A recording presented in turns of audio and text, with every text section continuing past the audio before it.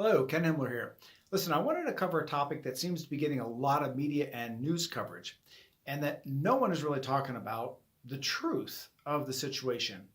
And that matter is delaying Social Security to get a higher payout.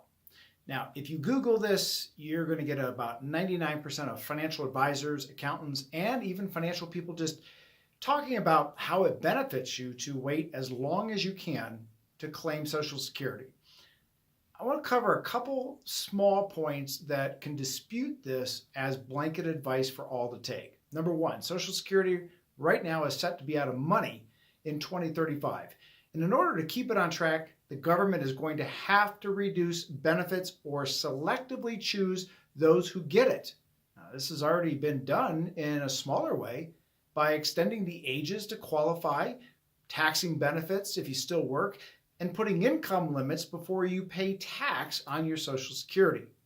Number two, if you delay your benefits and you die, your family loses out on what could have been paid in cash.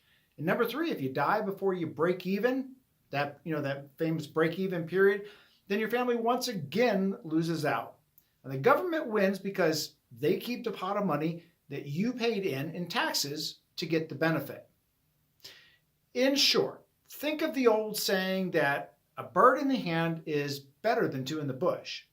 Now, this means that we find that about 2 out of 3, about 3 out of 4 times actually, that's about 75% of the time that we do the actual calculations, it's better for someone to claim as early as they can.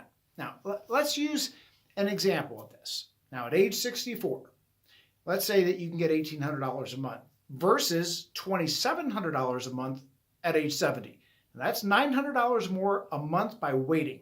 Unfortunately, this is $900 a month, and that's all that people see, and they don't even consider all the other alternatives. Now let's do some math. By claiming $1,800 a month at age 64, that's 6 years of getting $21,600 a year more, or a total of $129,600. And I'm not even counting the inflationary increase you would still be entitled to.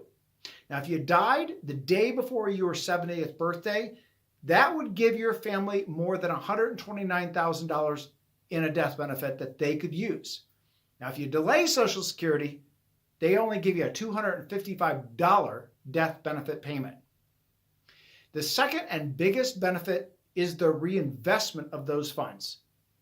Did you know that you could buy a rental house or even a vacation house or a condominium between $300,000 and $600,000 using your early claimed Social Security? The tax benefits and potential cash flow could make that extra $900 a month in 6 years look like chump change. Next is taxation.